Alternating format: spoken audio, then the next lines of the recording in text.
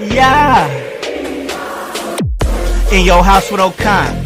Hey, O'Con in your house. Hollywood in your house. Hypocrisy's head in the clouds. Curating all kind of loud. Wrestling in front of the crowds. Paragon's holding it down. Anybody can get it. Josh Joseph standing on his decisions. He is the voice. There is no choice. We is them boys in your house making wrestling noise. Moving fast just like cruiserweight action. In your house is the perfect distraction. Pumpers in your ears when you in traction. Get this work with some wrestling action. Smooth.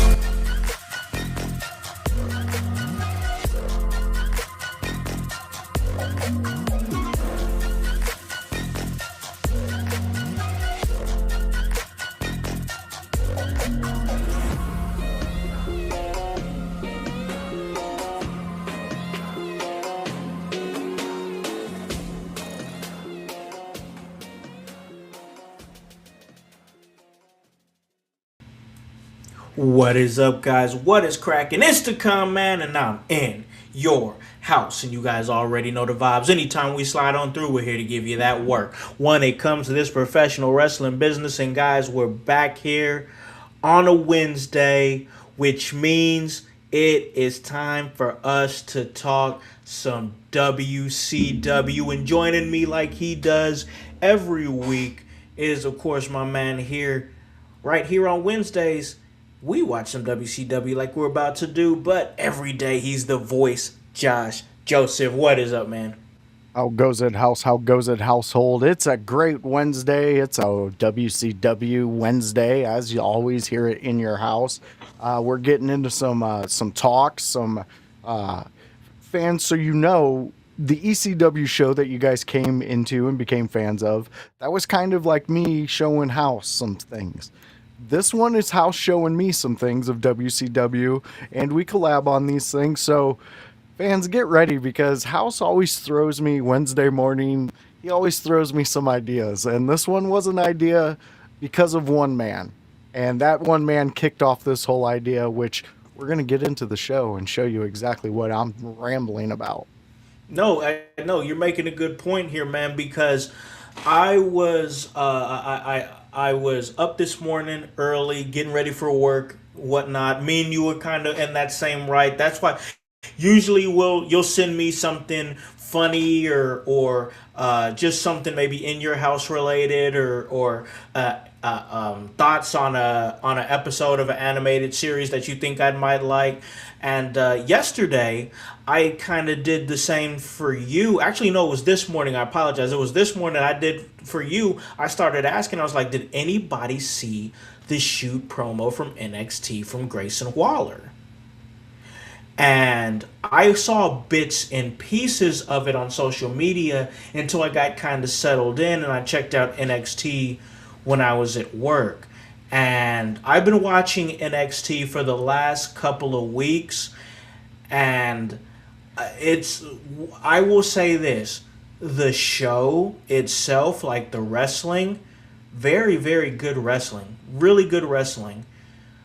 Like, it girls, it guys, like people with an it factor, there's not really a lot of that there.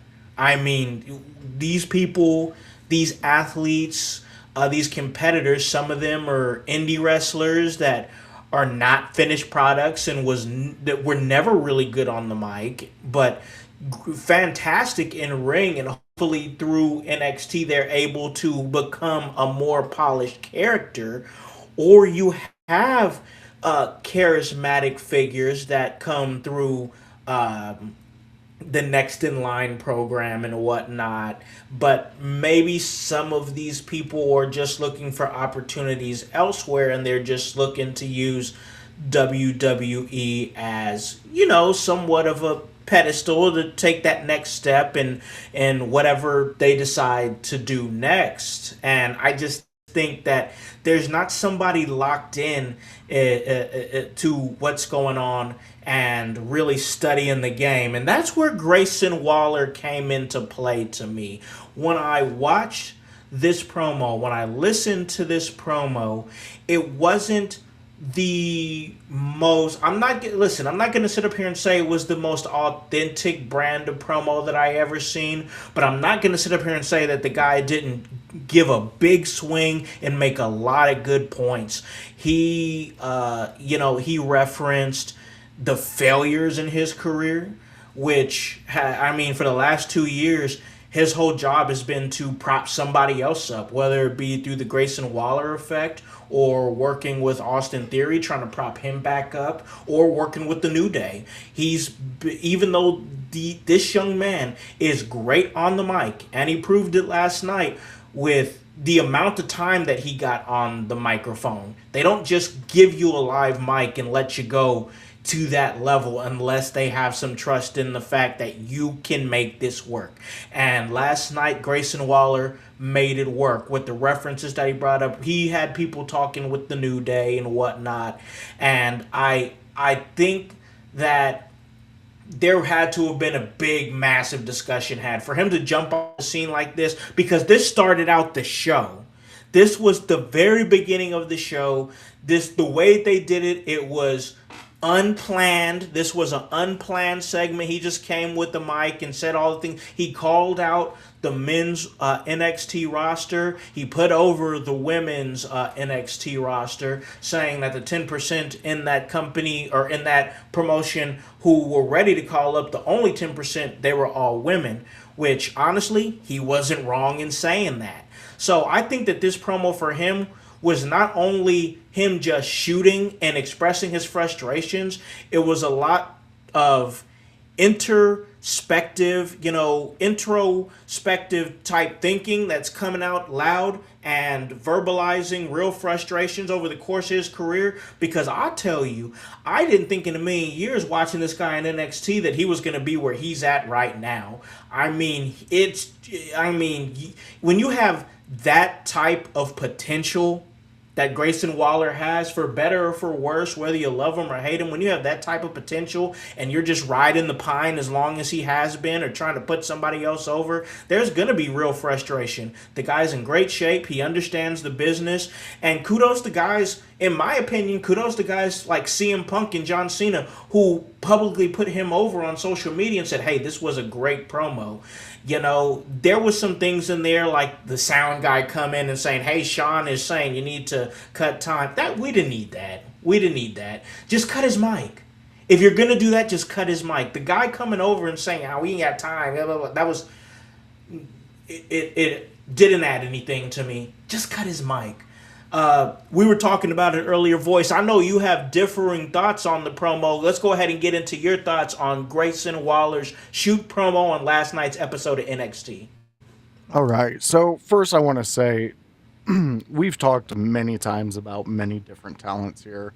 And we also have said many times that we need to see what they follow up with, correct? Yeah. We need to see that backswing. And I think we're going to see it with Grayson. But for me, until I see it, this promo doesn't hit for me. And the reason I say that is I'm looking at it, I'm listening to what he's saying, and I am agreeing with some of it. But then my head, as he's saying some of these things, I'm going, but you went along with it. But you didn't take your background 5 minutes and do something with it. But you said, yes, I want to be a part of this. So for me, at some points in that discussion, in his shoot, it's almost as if because he didn't get picked for the kickball team and Austin Theory did, now he's upset about the road that he chose. You chose that road to go down because there is an allure to Grayson Waller without a mic and pure wrestling moves. I like the way the dude can do a match. He's a great wrestler. Entertaining. Yes, he's a great wrestler. He knows how to play to the crowd. He knows when to make spots look more dynamic, and he knows when to take all the emotion that he's trying to give, trying to get out of the audience, and use it for fuel. 100% he can do that. But he's saying all this stuff back at square one in NXT. I know NXT they need some injection in them. Oh, And yes. Grayson Waller on a mic is going to give them that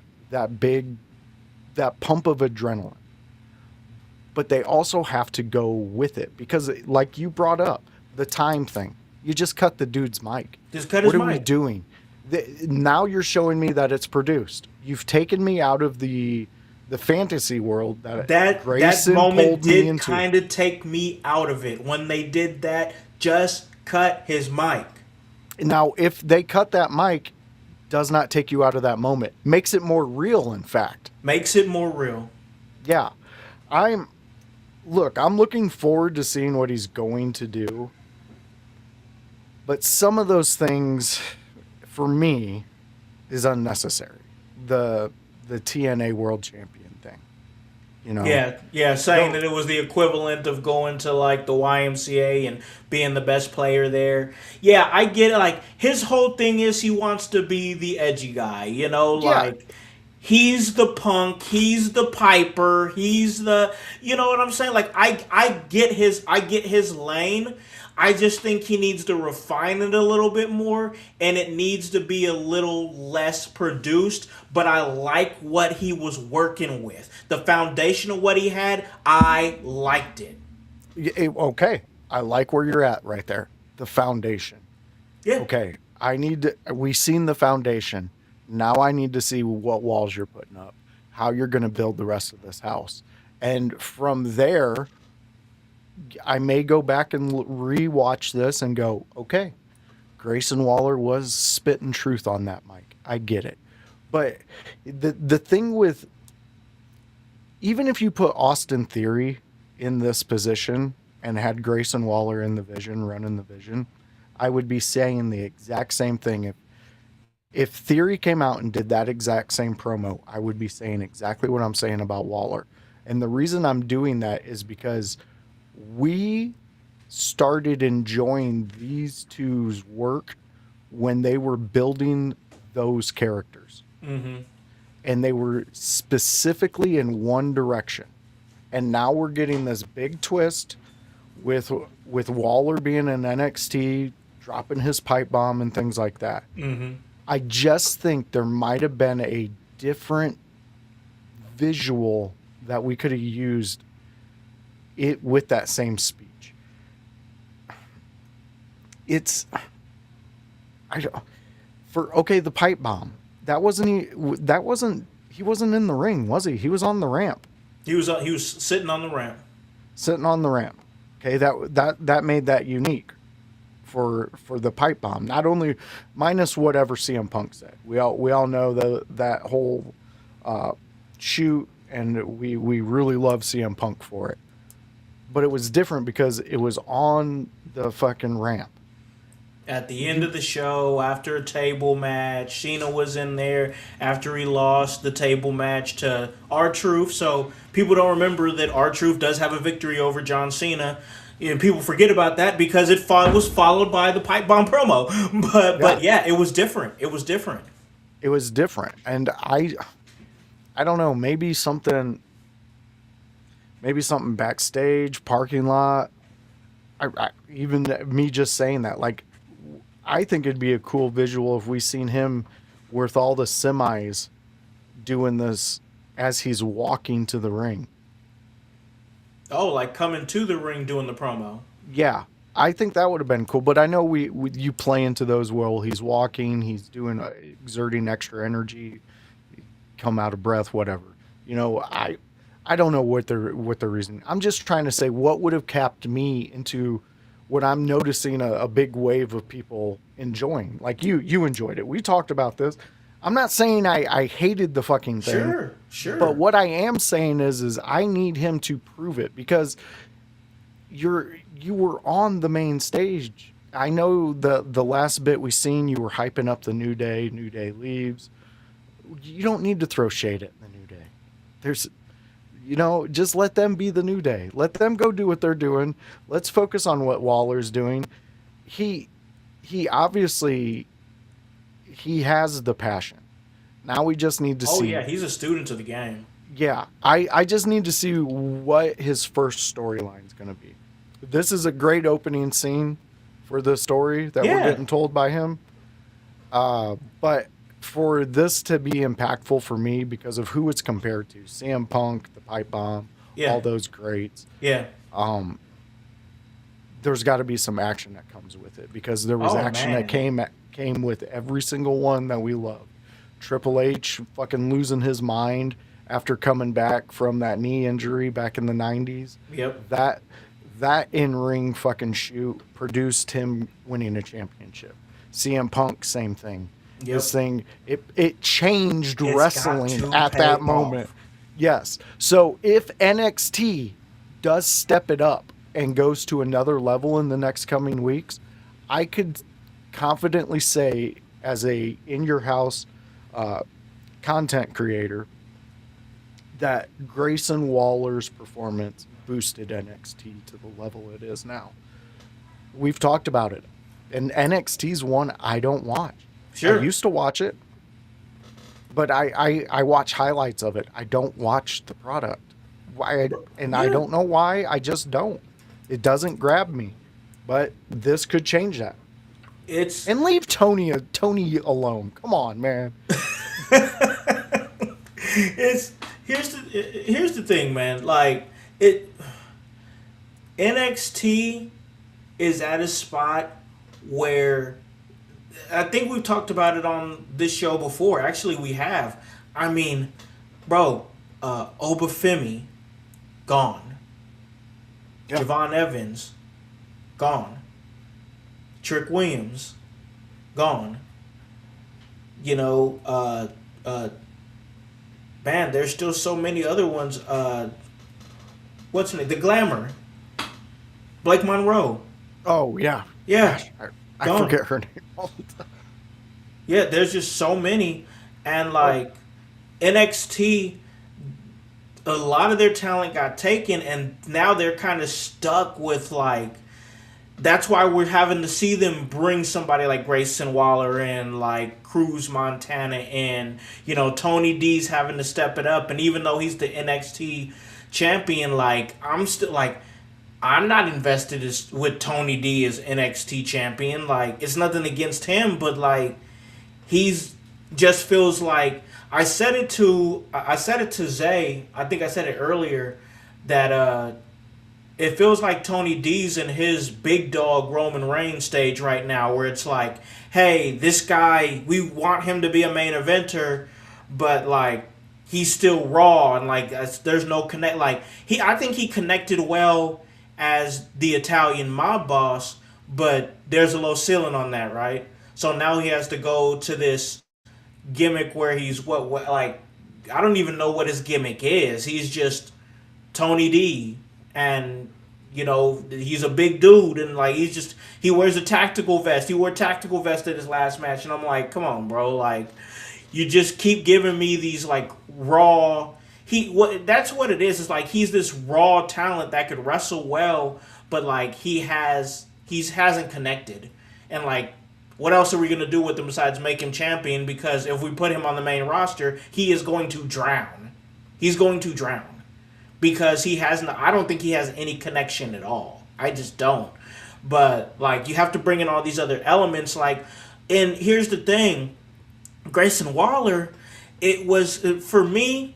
It wasn't the greatest shoot promo I've ever heard in my entire life, but it was good enough to get people talking, to get people paying attention to what was happening on NXT. And NXT doesn't have a whole lot of things that people are paying attention to. Look at Nightwing. He said in the chat there, I don't watch NXT. I haven't watched it in years. I think it's boring. Okay, that's fair assessment, especially with the talent that they have that are still developing. They're getting better in the ring. You have great talents like Kendall, like really their women's division is at a spot where it's like, man, there's a lot of women that could get called up that would be ready to go, but they've become so refined, like Kalani Jordan and Lola Vice, and you know you have Natalia in that mix, and she's working with the young talent there. Kendall Gray, she's the champion right now. Yeah, their women's division is really doing good, but the men, it's light. It is light. So you need somebody like Grayson Waller. No matter what we think about, no matter how we rank the promo, no matter if we think it's the greatest promo or this and that, it did what it needed to do. It got people talking. It got people talking, and that's the name of the game. They need something to get people paying attention to NXT because it's not Tony D. You know, even though Kendall Gray puts on amazing matches, she's not known well enough for people to want to tune in to NXT and watch a Kendall Gray match. Not anything against her, it's just her name isn't there yet. Kendall Gray is somebody who's wrestling far beyond her expectations right now. You know, they're saying this woman could be the next Charlotte Flair. Like, she's on those waves. But nobody's watching her right now. So nobody's seeing the amazing matches that she's putting on. It's all there. All I'm saying is I agree with you when you say that this promo is only about a 7 or an 8, and it's not going to be a 9 or a 10 until time tells us that's what it is, because that would have to equate him to winning the NXT championship. He's got to win it. Yeah. Yeah. He's got to win it. If he doesn't win it, that promo is just lost in the wind, bro. It's lost in the wind. Yeah. No, I agree with you, and that's my main argument on it. Like, they have to move with this, and it's funny because before the NXT women's division started actually picking up some speed and gaining some traction, we were talking about how low it was on the women's division in NXT, and how the men's was kind of cooking. We were getting some guys really shining the light on NXT. Yeah. But then all of a sudden the women's division started picking up, men's dropped elevated, off. Dog. And you got to blame this at this point on management, because if they're not getting that pool big enough, especially with everything they're doing, their show that they've been doing, bringing in talents who want to learn, and just running them through it. Their performance center, everything that they got, they're scouting for future talents when they're even young and playing in high school sports and things like that. Like, there's so many things that they're out there doing, but it's like, why do you not have wave after wave after wave of talent just ready to take the next steps? Like, all of this is steps. You go from steps to steps until you get to Roman Reigns levels. Yeah. What the fuck is where's the misfire, House? The misfire, Voice, the misfire is the fact that you totally let the main roster raid the men's talent that you had so early and didn't have anybody else ready to go. There's no top guy. There's no top guy in NXT right now. Why is Gargano not pushed down to NXT? I don't even know, bro. Instead, they have him sitting on the damn plank on SmackDown every week, looking like a damn fool. This dude's one of the best wrestlers in the world. What are we fucking doing? Like, you took everybody. You took Trick. You took Femi. You took Javon. You took them all, and that's fine and well if you had somebody else ready to go, and you didn't. You didn't. Now we have to deal with, Tony D'Angelo's champion. Okay. Miles Bourne's North American champion. I could give a fuck less. Like, this is where we're at. You didn't have anybody ready to go. Dude, you just took them, bro. All I can think right now is imagine if WWE would have got the dogs from AEW. Ooh. Imagine David Finlay just wrecking house in NXT. My only fear is they would have nerfed him, dude, because they're raw on AEW, bro. They're really raw, and I like their raw style. I mean, that would be the big issue that you would definitely. That'd be the only thing I'd fear. You'd have to let them be them. Yeah, because that's the reason I brought those guys up. Yeah, I like them. Because I like what they do over there. I think it's gritty. It Yep. brings a. We were talking about how AEW's tag team division is shit, but And then tell me look, you tell me you don't like the dogs in a tag team match. I do. I love Exactly. watching the dogs work. And the Bang Bang Gang, you got, I mean, them I love going watching those two teams work together. exactly. Like there's talent out there that's wanting to wrestle, but WWE, what are we doing, guys? Like there it's should be, too like I it's said, too man, like performance, like clean sports based. Like we it's don't need too that. it's too much, it's too clean, it's too produced, it's too that's why the Grayson Waller thing was the shot in the arm that they needed, because everything's too clean and produced. It's a clean, safe wrestling show with really, really great wrestling, but not a lot of great stories. Well, they definitely got to add fuel to this fire if they're going to make that work. For sure. No, I Because if they absolutely. nerf Yeah. it right after this fucking pipe bomb that he laid, He's dead. yeah, That you've brother killed him. laying face in the water, voice. If you don't put that NXT title on him in the next month or two, let him build up. I give it time. I will give it time. But if you don't pull that trigger, you just let that man sit face first in a puddle of water and let him drown himself, because you gotta deliver after a promo like that got so many people on the internet and on the industry and in the industry talking. Let me ask you a question on that. Okay. Let's say, because we're gonna take from his interview that he said, his shoot that he said. One Okay. of the names he brought up was Gargano. Why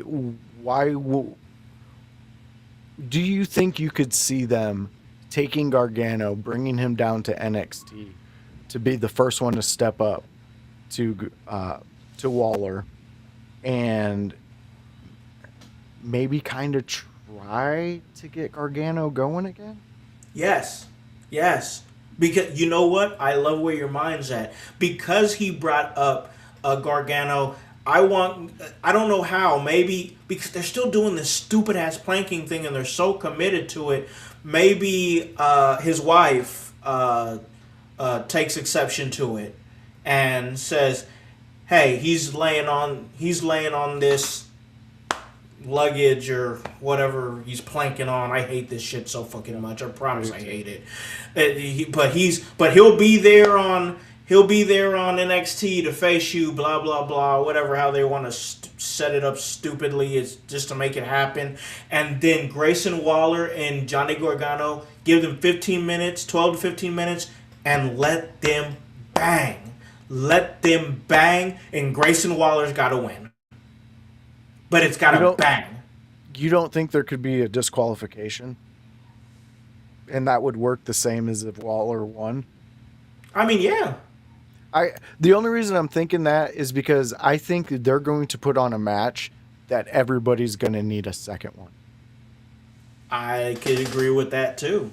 Especially with not seeing Gargano do what he's really good at for so long, and then have Waller, who has been held back for so long. To me, this is where I'm writing it, Bro. and then I'm going to go and do whatever. That first match, I would let them. I don't want to say like it's not going to be on the levels of mass versus mass. I'm not saying that. I'm just saying they need to have a match that is going to have people talking the next day. I totally agree. They got to have a match that's going to have people talking the next day. Not just a normal little fill you out 5 to 7 minutes. You got to let them actually go and like put them in the opening bout. The opening bout wouldn't be a bad spot for it. But I wouldn't put it in the main event, because if you put it in the main event, people are going to be expecting it to bang. And I would want it to be an unexpected banger. You know what I would do? Just because to me, NXT's in the position you swing for the fences and you see if you can hit a home run. I would start it out, like you said. It's an opening match.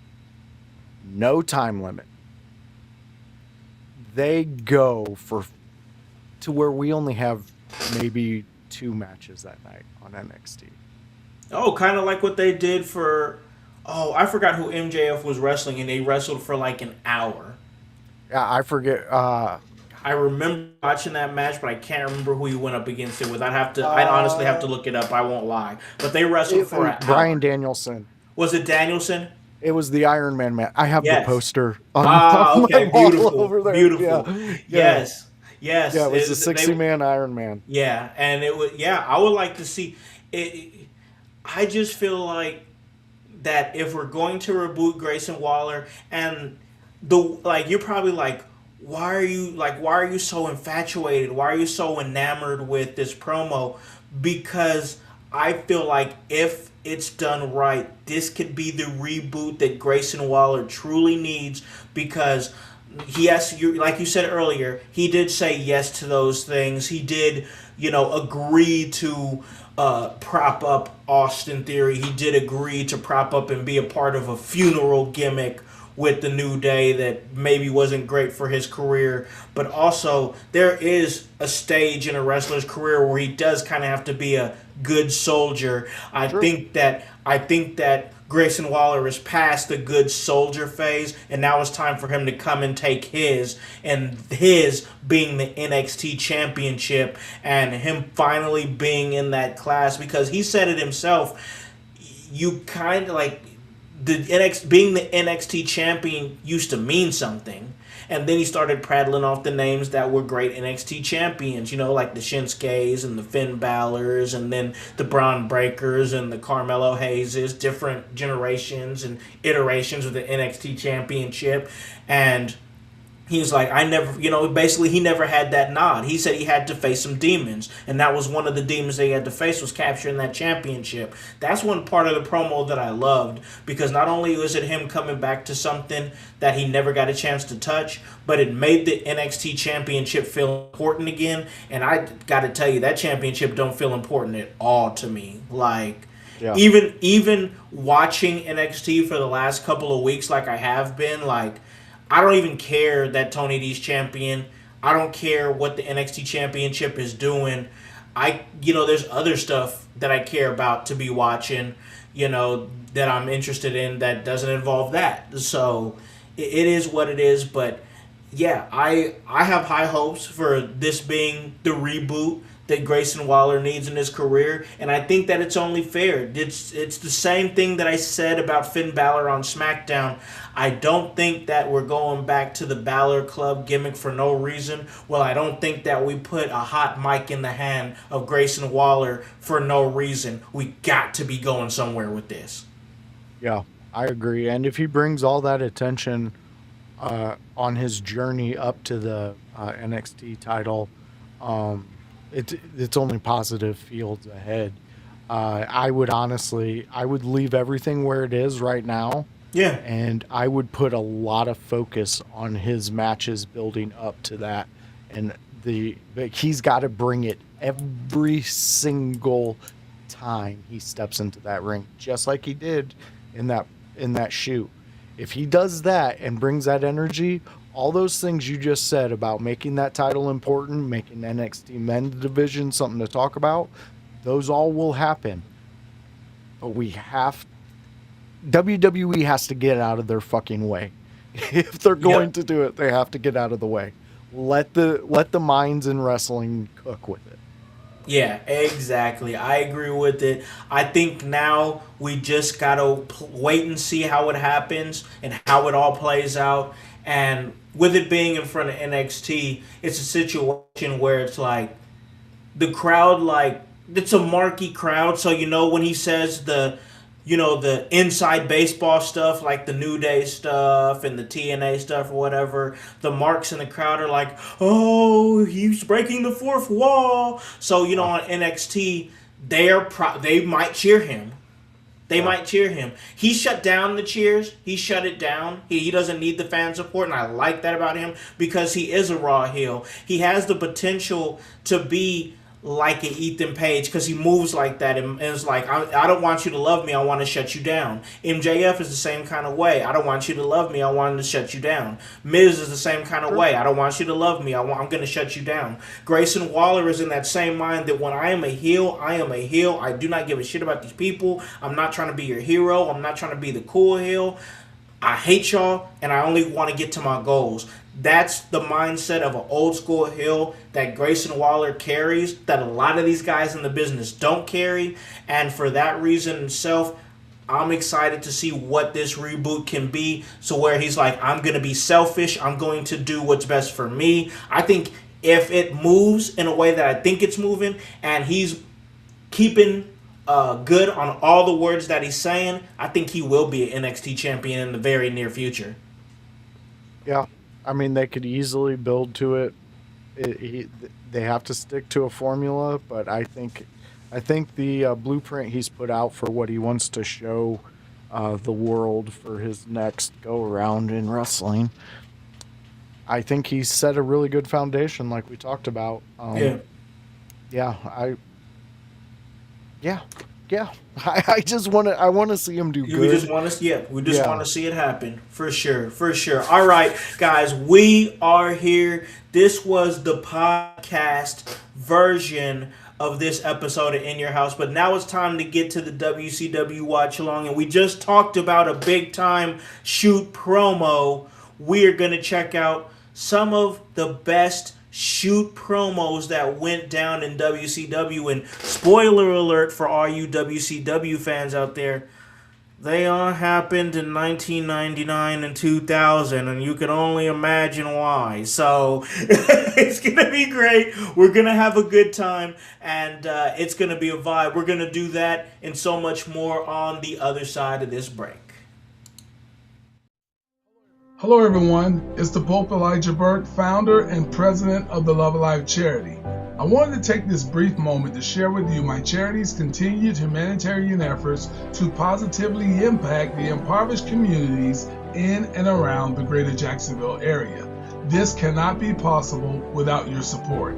If you'd be so kind, please take a moment to visit our website, love-alive.org, to learn more about the charity and its mission. Also, feel free to donate to our 501c3 organization that operates off of the donation of the public, which is you. Whether that be by website or via Cash App, $1 help makes a difference in the lives of others as we continue to positively influence many people by being the change that we wish to see in the world.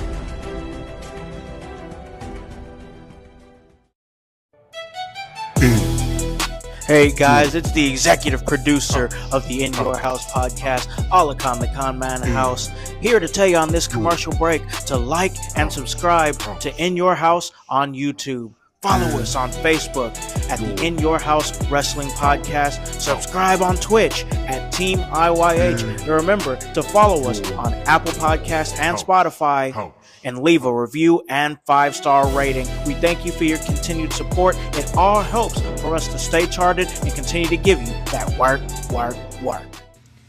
Hey, what's up, guys? Welcome back to In Your House. And I'm hanging out with my boy, The Voice, Josh Joseph. And this is the WCW Watch Along. And we just talked about the shoot promo on NXT from Grayson Waller, and it got me to thinking, what were some great shoot promos from WCW? And I started to look up a few, and I wanted to have us and you guys out there in the household as well watch with us.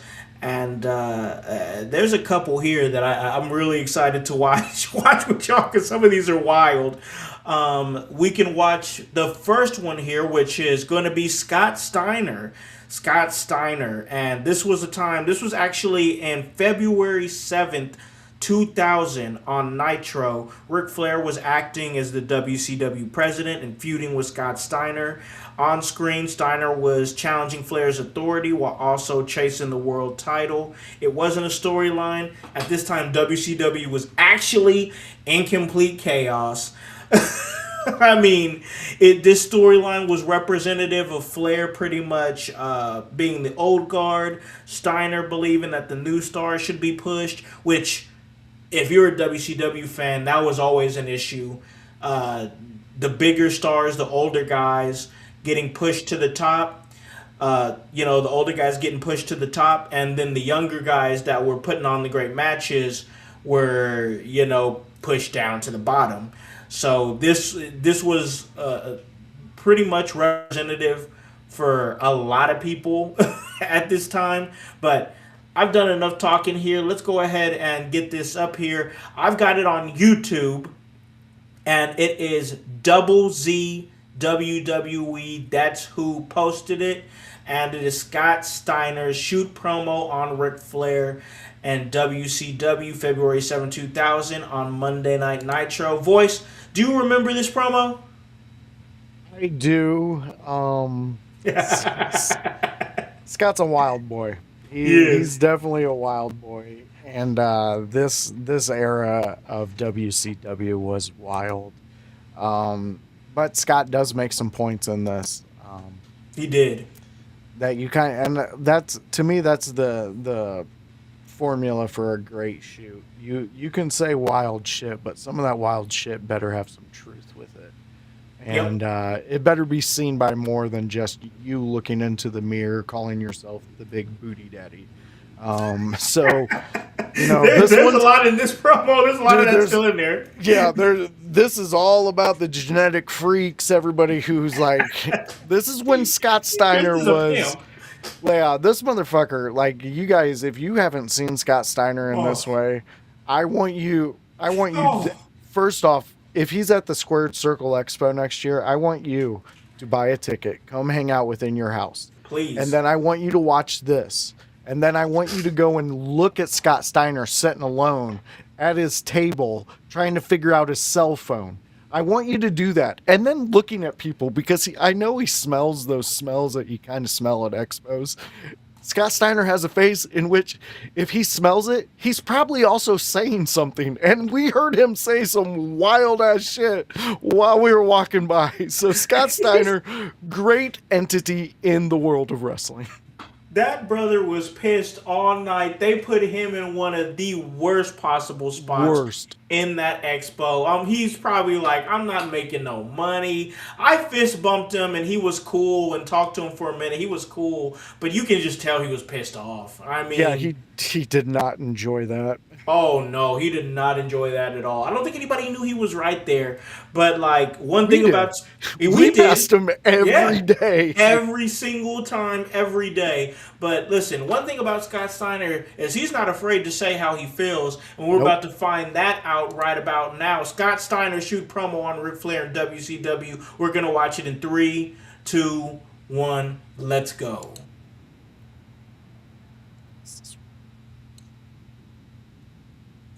Why is he dressed as a pimp? What the hell? There's old Drunky the Clown just fucking flailing in the arms. Flailing around. Who else is that? Is that the Harris brothers? I think so.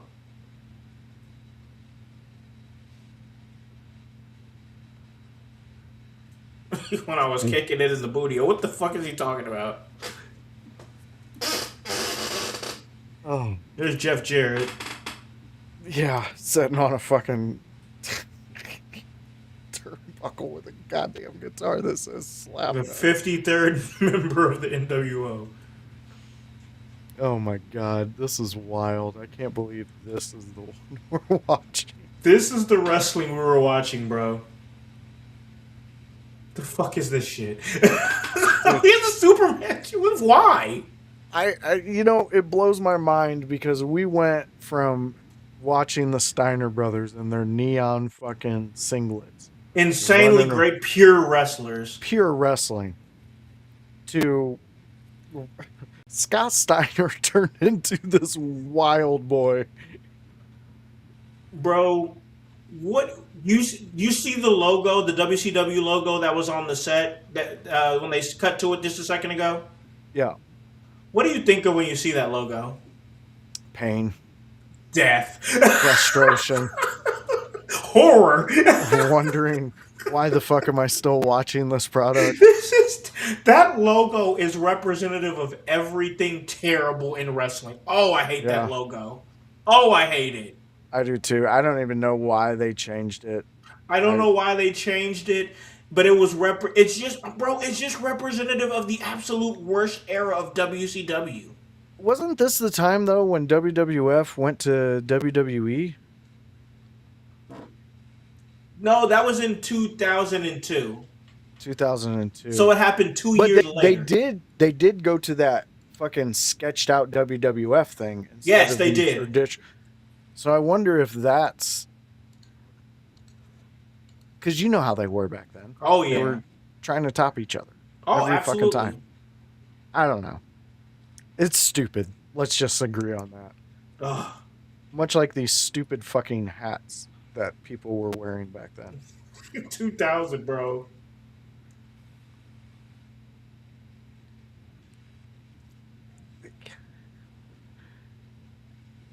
He has one of the girls wearing his hat. Yeah, he brought up the WWF. Damn. Said they got Stone Cold fired from WCW because they was jealous of him. Well, Stone Cold kind of has said that too. I mean... he was pretty fucking good back then. He was fire. If anybody wants to go and watch old Stone Cold shit, watch his WCW stuff. Oh, his WCW run was actually it was like his wrestling was really good. And if you want to watch him work a character, watch his ECW shit. Oh, yeah, he did great there. He did characters. He had a Vince character. We did an episode covering that, actually. Yes, and it was whole episode covering Steve Austin and ECW. Go back and check that out, y'all. Double J was the U.S. title holder? I think at that time, yeah. So there it was. He brought up Nature Boy Buddy Rogers, that is where the gimmick came from. I don't think, when I hear a lot of people talk about Ric Flair and the Nature Boy gimmick, they always go back to Buddy Rogers did it first. Buddy Rogers did it first. Of course, Ric Flair took it to the next level and put it on that higher pedestal and made the name more famous. But like at that time, I think like to me now the Buddy Rogers comparison is a little like run into the ground. But in 2000, it wasn't. And if you were like a big time wrestling historian, like you're like, oh, he said Buddy Rogers' name. But here's the problem is that like you can tell that promo was just really seriously airing out some real frustrations that was going on in the back because nobody in that crowd knew who Buddy Rogers was or why he was bringing it up or anything like that. But like once again, this was 2000. Things were insane backstage, and the inmates who run the asylum, it was just an ugly, ugly mess. So it wasn't for the good of the fans. It was just to get back at each other and poke at each other. Yeah. Yeah. A black eye on wrestling. Yeah. For the fans, it's a black eye. Awful time. And like, listen, a lot of these wrestlers' voice, they came to WCW to try to find opportunities, to try to revamp themselves, to try to, take a different stride of their career. And this is where we turn the attention to Dustin Rhodes. Dustin Rhodes coming over to WCW at the time that he did, and he broke the 7 character. He was coming in as 7. And he just really wanted to be Dustin Rhodes. Of course, at this time, this is when he was coming off of like the Goldust character, and great character, amazing character, and it was just it's one of those things where he was just ready to do something different. So we're gonna check that out because he went on a completely different tangent. Once again, this was late to like 90s, early 2000s WCW where things were just wild. So it is the Slam Zone on YouTube. That is who posted the video. This is Dustin Rhodes, aka Seven, breaking character. And we're going to do that in 3, 2, 1. Let's go.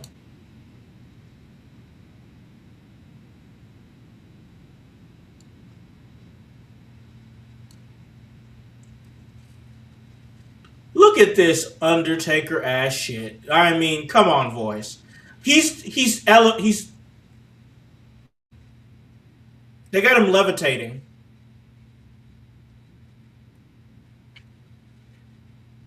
I love our fans. They said I've never seen any type of entrance like this, knowing the Undertaker exists. Got Nightwing saying, I I can't can't believe they made made just to dress up as a child predator. Wow. Oh no. Chris Hansen pops out. Hey, Dustin, you take a seat. You want to have a seat right over there? This fucking stupid Phantom of the Opera Sting Undertaker. Oh, this is like a bad mixture of Sting and Undertaker. What a dumb what were they? fucking camera angle. What were they thinking? Seriously. Oh. They did an upskirt shot on Dustin Rhodes. Yes, there. I saw that. Why? Bad. Just bad.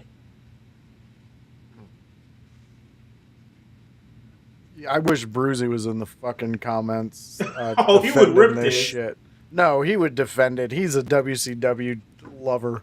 I love WCW too, bro, but damn. We gotta have a this line, dude would be bro. like, no, man, this made Dustin's career. You're like, No. Bruzy, you're timed out. Bruzy, relax, all right? We don't even know what he would actually be saying. We're just bullshitting fans, so feel free to drop Bruzy a link though, or a comment saying, hey, Good they're old talking Bruzy. shit about you. Let him know. Let him know in the Discord as well. This stupid mask. Did you? He said, look at this crap I'm in.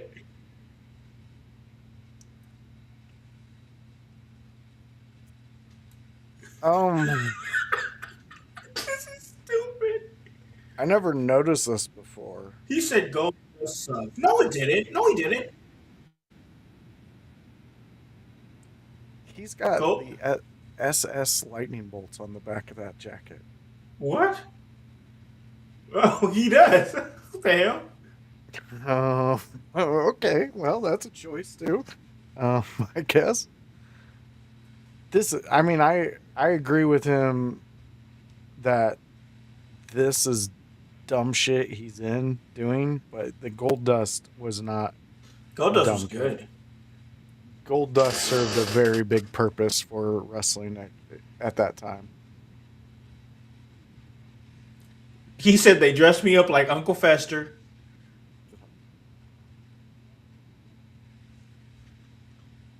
Damn.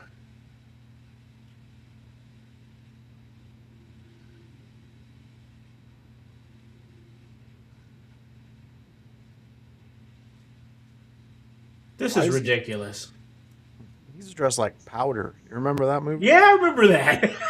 Fucking little weirdo albino that was Yeah. going around doing magic tricks. What the hell is this shit, bro?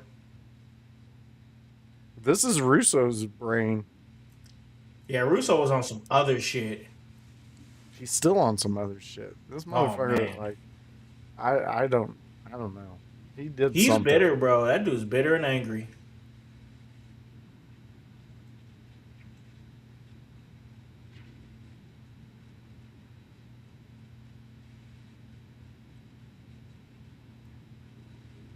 Dang. It was actually really controversial at that time. He said shit on TV. Yep.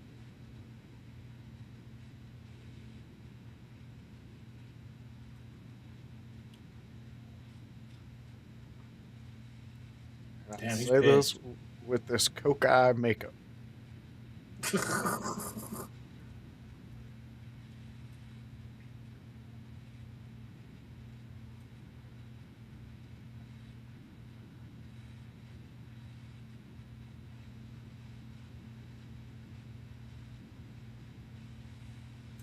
Damn.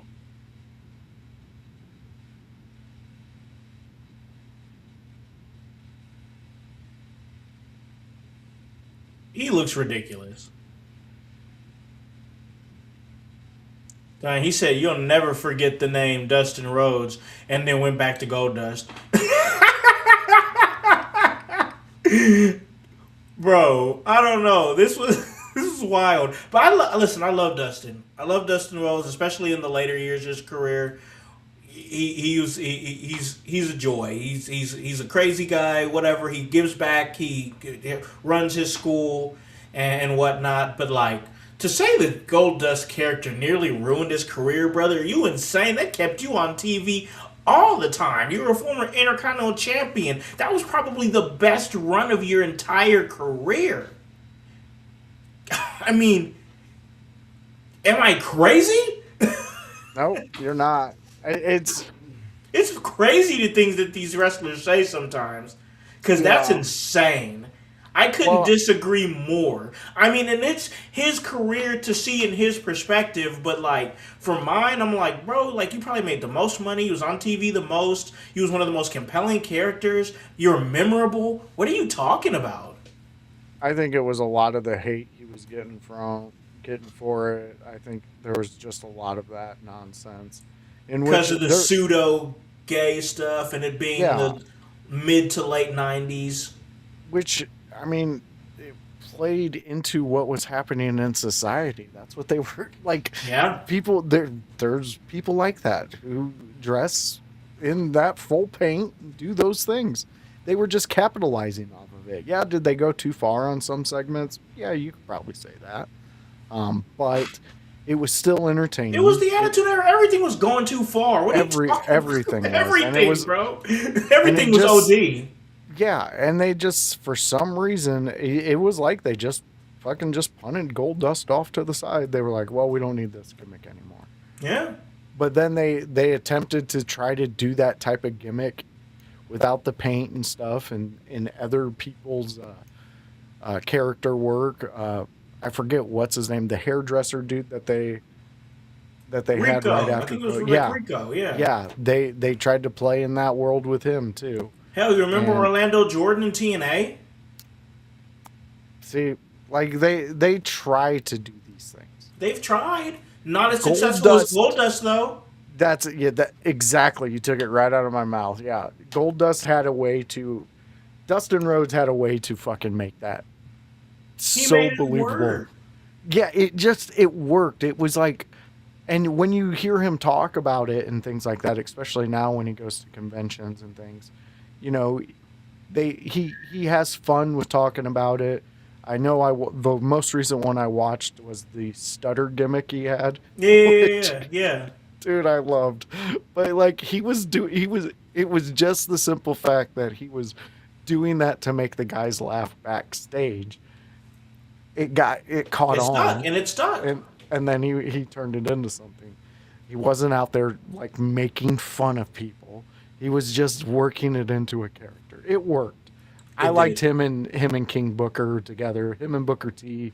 Goldust and Booker T together is one of my favorite mismatched tag teams. Yeah, man. Mismatched tag teams. They knew how to play off of each other, and I don't know, man. I've had so many friends that were black guys that I roomed with, and when you're a white guy and you do some like what they consider gay stuff around them, they act just like some of the shit Booker T was doing. Yeah. So, dude, I know exactly what you're talking about too. It took me right back to being in roommates with a bunch of fun guys just having fun, and them being like, "Bro, you're going too far." Like, bro, I ain't with that gay shit. Like, hey, like that's what you said.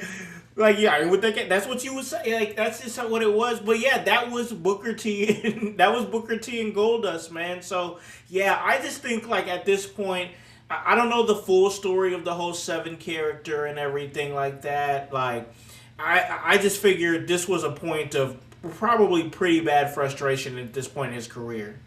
Yeah, I would have to imagine. I mean, God knows what he was doing to, combat all that at night.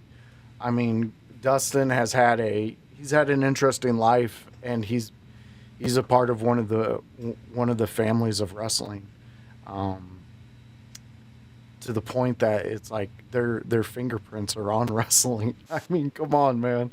Yeah. I still when I'm talking to friends, I'll say shit like, "Oh, daddy, you're talking too much, daddy." I go into I go into a road Dusty, yeah. character. Yeah, it's just this family, especially for me and you, and how old we are in Yeah, our our age, yeah. fandom. Like this family's been a part of our wrestling life, and There's like entirety, like yeah, for its it entirety. it just sucks that he had to do this character. But I mean, he Yeah, signed the contract. He said yes. So I mean, but I think this might be one of, if not the only time we've seen somebody just openly kill off a character before it even gets off the ground. Because this was the debut, and he just killed it right out of the gate. I don't know if I've ever seen that. yeah, well, a guy with his background knows when it's not going to work, and he can't make it work. So, Yep, but I it mean, that was. floating thing, that was kind of cool up until they did the upskirt shot. Like they did that Yeah, pretty the well. upskirt shot was weird. The face paint was weird. He even said it himself that he looks like a child abductor. Like it's just none of it's good. Like nothing about that was good, and especially if his heart wasn't into it, the gimmick was destined to fail. 100%. It was destined to 100%. fail. All right, so let's go on to our last promo here, shoot promo. That's the infamous Vince Russo shoot promo on Hogan at Bash at the Beach 2000. Voice, what do you remember about this one, man? Oh, I believe this was right after the Jarrett laydown. So yeah, it was Hulk Hogan was scheduled to challenge Jeff Jarrett for the WCW Championship, and behind the scenes, Hogan and Russo disagreed over the finish. So I remember this coming out. This is kind of where, as a fan, you almost seen that it was the final stake in WCW's heart. Yeah. Um, Oh yeah. Even if you're not a Hogan fan, which I know there's so many of you out there who are not, at this time, Hogan was still one of the mountains. Top He draw, was, yeah, top guy, he was money still a guy. maker, money magnet. We may not enjoy how he got there or how WCW ran things, but he was still very monumental back then. And I don't know, you kind of look at it and you kind of do sympathize with Russo a little bit because they did bring him in. They wanted to do a change. They wanted to figure some things out, Yeah. try something new. And that's what he did. He went in there, he did that. Not everything works. No. Um, No. and his vision of Crash TV held weight for a while, but everything evolves. And I Yep. don't think he's ever evolved out of that one hit wonder. Oof. Oh man, you are. Oh man, that's a word. And that's fine. I mean, there's promotions who are still paying him to come in and do stuff. So But somebody's it's eating. but it's that one trick pony mentality. It's Yeah. that So Crash TV. Like it's like bringing in Tom Thibodeau as your coach. You know he's gonna put. It's gonna be your team's gonna be defensive heavy, and your starters are gonna play tons and tons of minutes, and he's not gonna go deep into the bench, and that's all he knows how to do. Well, only thing Vince Russo knows how to do is deliver Crash TV that looks messy and looks dramatic, and ends up becoming actually messy and dramatic. That's all he knows how to do. Yeah, and he relies on that. And I mean, you can just watch any JCW and see his fingerprints all over that. Which a promotion like that kind of works into his favor because they've been running very long with that same type of mentality. It's not. Exactly. If you're looking It's hand for in hand. traditional, Crash yep, TV meets Crash TV. I mean, it's just I'm not hating on it. It's clear. It's a clear fit. yeah, and he's they're working talents over there. There's a lot of great talents doing some great work over at JCW, Yeah. and he's involved in that. And so you got to give him credit too. There, I mean, mid '90s and WWF, he was a part of that. Not, I mean, they got rid of him, but he was a part of it. Yep. Ed And Ryder in then the Attitude Era. WCW, Helped ran that into the ground. yeah, and then TNA. Yep, was a part of that demise. Yeah, so I mean, and that's why I say I think JCW is a good fit for him. Yeah, it is. It really is. I'm not going to deny that at all. And that JCW fans are great for what they love in wrestling. They love that type of wrestling, and that's okay because there was an era in which that was wrestling. I mean, Yep. fuck. You want to go and see a lingerie match, I guarantee you JCW's probably got one working up. But things like that, they found their niche and they do it well. Russo has fell into that, and he seems to be doing well over there. I mean, he's still bitching about everything when he in his spare time. Oh, that's never going to stop. Yeah, I think that's just a part of his DNA. But this one, it left a little sour taste in my mouth just because you could kind of read what was happening after this. Yeah, I think this ended up being the last Hogan appearance too in WCW. Yeah, so it was a real bad breaking point. It was just things were just bad at this point. It was supposed to feel unpredictable and real, but it also just exposed how dysfunctional the company had become at that point, which was a glaring problem. And it just was what it was. This is what Vince Russo knows how to do. This is how he knows how to produce TV, and how he's kept himself afloat for so many years. But let's hop into the promo. This was the infamous Vince Russo promo shoot on Hulk Hogan Bash at the Beach 2000. This was posted by Galactic Wrestling Federation on YouTube. So check that out, and we're going to check it out in 3, 2, 1. Here we go.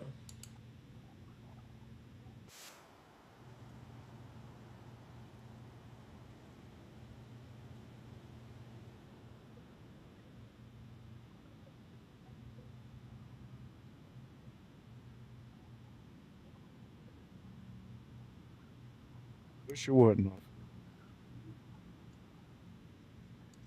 Crazy time we're seeing head writers cutting promos on TV. Yeah. You're probably never going to see that again.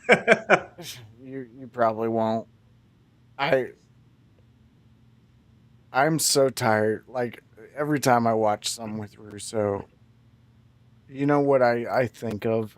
What's that? This is a guy who sat back in the writer's room and he watched Bischoff grow from afar. And then Bischoff become a centerpiece. Not just in the back or not just a commentary guy. Yeah.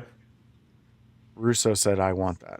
I want to be that too. I want to be on screen too. I can do that. I can do it too. He spent the rest of his time in wrestling trying to be Eric Bischoff. The thing about it is, bro, especially if you're going to work in wrestling as a non-wrestler, you got to understand that everything goes back to the wrestlers, bro. Yeah. And when you have head writers in the ring cutting shoot promos and exposing everything that's happened in the company, yeah, bro, this was the tip of the iceberg that said this company was dead. Yeah.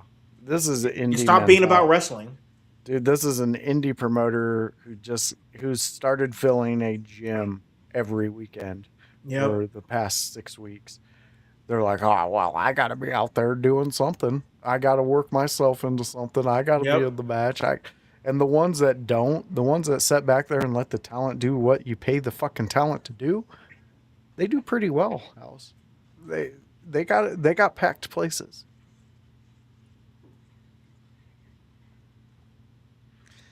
damn, this is just, you could just watch it and tell this is awful.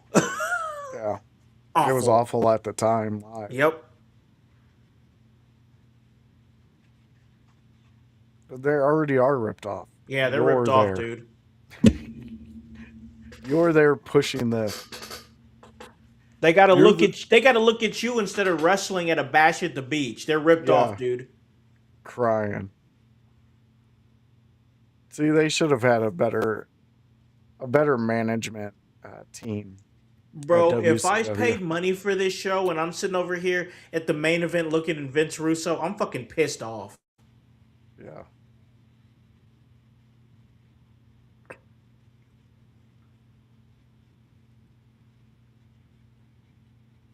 Jeff Jarrett doesn't screw nobody over. And then he ended up working with them in TNA. They're all friends, dude. Yeah. They're all buddy. Yeah. And everybody he's bitched about, everybody he whined about, he worked with in TNA Yep. right afterwards. But you noticed he didn't have anything bad to say about Jeff Jarrett, and then ended up working in TNA when Jeff Jarrett brought him on. Mm-hmm. He knew where to butter his bread, dude, even back in 2000. Well, and you can also say, though, everybody who talked shit about Jarrett ended up working with Jarrett over in Yep. TNA, you know? Like, Yep. and I don't know. Jarrett, a lot of people talk bad about Jeff Jarrett, but end up working for him at some point. Or working with him.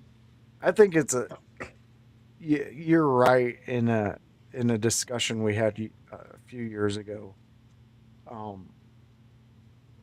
That the mentality inside this business is so me. It's never, and when you get those rare ones that it's us, and we're starting to see that a lot more. Yeah. But back then, at this time, it was strictly me mentality, and that's how you survived. Yep. But Bishop or Russo here wouldn't have been sad if they would read in the headlines. Oh, a certain guy's not around too much anymore. Yeah. It's this is gross. It's awful, bro. I mean, we're talking about, this is pay-per-view. You guys are getting into it well into the heart of the show, over what the finish is going to be. Russo trying to guide the show, Hogan with creative control, and then they all had to work together again in TNA, like you said, and how all that turned out. And I checked that Dark Side of the Ring was great. The 3-part of it was really good, but man, just the whole scenario is just bad. I mean, year 2000 WCW, and the WCW that we have been watching has been the great years, and that's what we focus on mainly. But like, with the subject matter being shoot promos, and with the state of WCW being where it was at, it was a topic of conversation for me. Not just with the Grayson Waller promo from NXT, but the fact that there was actually a lot of shoot promos in WCW around that time, because there was a lot of frustrated talent. Yeah, there was a lot of we'll call them M80s. We can't call them pipe bombs because they weren't that impactful. Not that, come on. yeah. Dustin's, yes, he's tired of being jerked around, but I mean, even if they gave you a good character, are you in the title picture? I don't think so. I don't know about that, yeah. And are you going to invest in the character? Because that's going to be what changes everything. I mean, when you can take what he did with Goldust, you would think he can take whatever and make it work if he has his heart into it. Yeah, and I think that was the thing with Dustin Rhodes when things didn't work out there shortly after that on different gimmicks. He invested so much into actually caring about that character and putting work into it. That's how Goldust got over. So when you get kind of like a rejection, I could see that cutting deeper than most, Yeah. and to where you're kind of willing to try some things, but then saying yes to it, and then the moment it happens, being like, no, no, never mind. You. I think Kevin says it. You're going into business for yourself. Yep. And you can do that. That's perfectly fine. But much like Russo saying Jeff Jarrett doesn't screw anybody over, well, you screwed the fans over with that bullshit that you did because you guys couldn't figure out a finish. Yeah. So you laid down in the ring when at that time everybody was really wanting to see this match. Yeah. People were cheering for Hogan again to fucking take the title. And it was just a complete, like thoughtless moment from like what the fans wanted in the building and what it was, like you said, what I want, me, what wrestlers, they get in such an echo chamber, especially nowadays with social media, everybody telling them they're awesome and they're great and they're the best, and you have the random Indian guy in there saying, you future WWE champion, like that type of stuff, and it's like you get your head gassed up so much that you don't have anybody there to, especially Hulk Hogan, one of the biggest draws in the entire, and when you're a money generator, when you are a needle mover, not a lot of people tell you no. No, especially those clowns that are around him at that time. Oh man, because they're trying to just get whatever little residuals falls off of him. You know what I'm saying? Whatever little, I mean, just who's telling Hulk Hogan no in the 90s? It reminds me of that Family Guy cutaway back in the day with Alec Baldwin feeding his brothers. Yes. Like he's a dog, and he's like, what he says something. Come on in here. Come on. Yeah, come on in here, Daniel. You're the weakest one. You're the weakest one. Yeah. Like that's like everybody just nobody's telling Hogan no because everybody's afraid that if you tell him no, you can't suck on his teeth no more. And at that time, that's what would happen. They would cut you. The biggest doofus out of all of them, in my opinion, is still walking this earth thinking he's got valid opinions. Kevin Nash, you fucking doofus. I cannot stand a take from you today. All the nonsense. You are trying right now to be the white guy who goes, I got a black friend. Like everything that comes out of his mouth is ridiculous nowadays, and it's completely the opposite of his actions from back in the day. And he's like one of those people who just are completely ignoring what the truth and past is, and being like, well, I don't do that today. Yeah, because no one's paying you to do that today, dummy. No one wants your old ass knees in a fucking ring. Yep. You can't even walk. There's nobody into a ring. They're like literally he's been sapped dry. He can't hold anybody down anymore. No. He held as many people down as he possibly could while he can get the most out of himself. Yeah. And then he talks shit about what he thinks people are doing that exact same thing, and it's like, what are you can't even do what you guys were doing back in the day today. It's not the same business. That dude ate off of this business, bro. I mean, he, for all intents and purposes, you can say that he ate off that plate a lot more than probably what he should have. Like, all the contracts, all the money, whether it be, he got pushed really quick as Diesel in WWF and became a WWF champion really quick. Then, became one of Hogan's buddies, went over to WCW and got paid probably a shitload of money. Went over to TNA, they sucked them dry, probably got a shit ton of money. Probably still gets a little bit of WWE money. Like, he really, I mean, take the movies.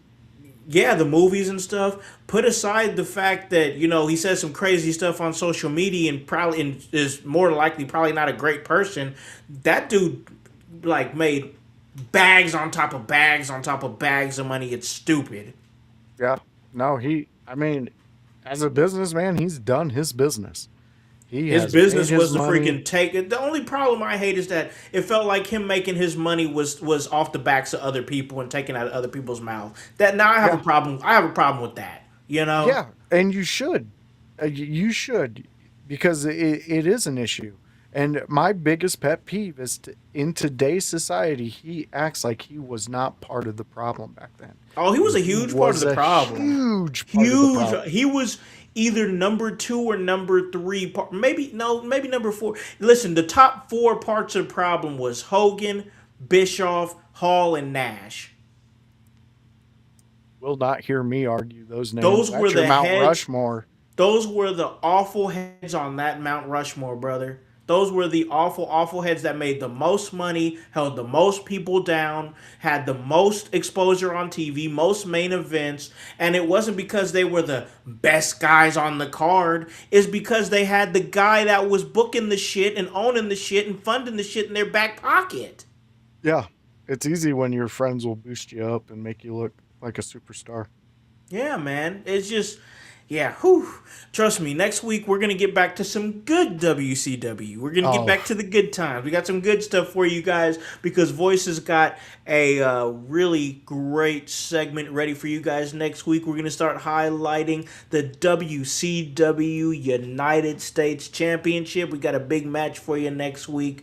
And, hey, we'll put something out about that on the Discord. So if you want to know what we're checking out, what we're doing next week for this U.S. title, WCW U.S. title watch along, go to the Discord, check us out, and we're going to drop it there before we drop it anywhere else. But we're going to call this a really great episode because we got to slide out of here. I'm going to grab me some dinner, and then I got to check out Dynamite because Dynamite is in Detroit, Michigan, and we have Kevin Calloway there on behalf of In Your House. He's there in the building there for Dynamite and checking the show out. So we're going to hear from him, and I'm going to watch it live here in a little bit. Voice, where can they catch you and everything you're doing? all right, fans. So if you want to see what we do next week, why don't you stop in on Wednesday at 6 p.m. where me and House we talk. That's right, WCW. It's the WCW watch along where me and House we sit back and go in time, and we're like the Rick and Morty over here. You know, we just hit those time waves and Oh, jeez. I don't have a Rick voice. I wish I did. I'll I work wish on I had a one. Rick voice, dude. Yeah. If I had a Rick voice, I'd do it all the time. Oh, dude, I would call places as Rick Sanchez all the time too. But fans, stop in, see what we do. We really enjoy this show. It's a continuation of a show that we both started and absolutely adored. And you know, now WCW is our main focus. And we next week, one of my favorite WCW matches. Guess what? House said it. We watch Dynamite here. Yeah, on Thursdays with OG Tony, where we sit back and we watch AEW Dynamite and we recap it and we let you know what we liked, what we didn't, and everything in between. So come join us. There's OG Tony, House, and me, The Voice, where we talk AEW Dynamite. Outside of that, my crown jewel that I set upon my head every Tuesday is the Raw review show. I almost called it the preview show. I went back in time. But we're at the review show where me and Kevin Calloway, the Chaos Goblin, and Bruzy, the Bruce Cruz Tour Master, with his Raw facts. We talk Monday Night Raw. We break it down. We let you know. We each give you a topic. We each say, this is what we like. This is what we want to focus on. And in between that time, you guys direct where we go from there. It's a fun time. A lot of energy gets put into that show, and a lot of fun gets had on that show. If you were with us this last one, Bruzy had an emergency right in the middle of it, and then it passed by him, and he came back. So you can always catch the excitement. We had some great discussions on that show. Kevin really broke down Monday Night Raw as a whole because he was not impressed with Monday Night Raw's performance. And a lot of people felt that way about Monday Night Raw. Not to interrupt, but go ahead. No, this is what we do. But yeah, go check that out. It's on the website, www.inyourhouse.com. Go check that out. All the newest episodes of all these podcasts that you see will be put on to the main page of the website. All our friends are there. You can get links to all of what they're doing, and you can get links to if they have a cameo. We do have things like that to where you can get quick access to them. There's no discounts or things like that, but you do get to support our friends who support us. Over there, there's blogs written by our Kevin Calloway over there. He's got a great mind when it comes to wrestling, and I really hope that you guys really go there and check it out. Check it out, because yes. it's not only wrestling. Kevin turns it. He's a teacher, and he will turn it into a lesson that you can take and use throughout your life in different areas. It's a really important that you guys understand the work and love that we put into this website. This was a dream. We made it come true. And as a team, we keep it growing and continuously getting better and better. So go check us out there. Our schedule's there. All the links to come in contact with us. Use that to your advantage. If you ever want to be on this show or have an idea or just want to give us some type of comment, you can use that. You can get our email. You can Contact go there us and let us know. We want to hear from you guys. You guys have built this house and made it something that we can always come to and talk wrestling. Most definitely. I am excited with everything that we've got going on. We have got Nightwing, who I'm going to be finding some time this coming week to work on the vlog that he dropped over there at Rev Pro at the UK. He held that down. And then also he's going to be at All In London. So he's going to be there for that. And he's going to cover that as well. And then I'm going to be at All Out in Chicago for that big, huge wrestling weekend. And we're going to be doing an All In London watch-along on August 30th. So we're going to be watching the show live here on In Your House.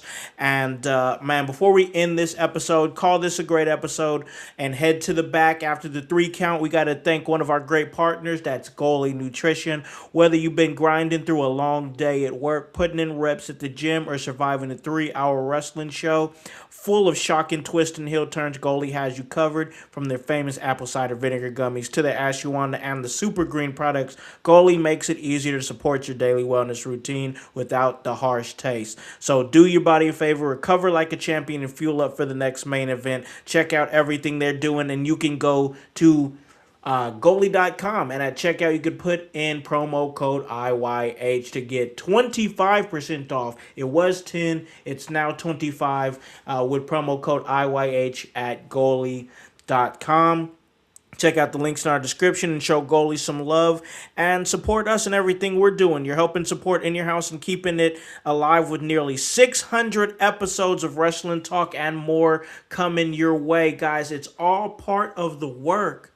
And that's HOWSE, and the W stands for work. So for the voice, Josh Joseph, and the whole team here at In Your House, I'm Malakan the Common House, here to remind you to tell a friend, to tell a friend, to tell a friend to hop on this bandwagon, get on or get gone, because the household is still going mighty strong. You guys have a great day and a great rest of your week. We'll catch you tomorrow for the AEW Dynamite Review Show. Peace.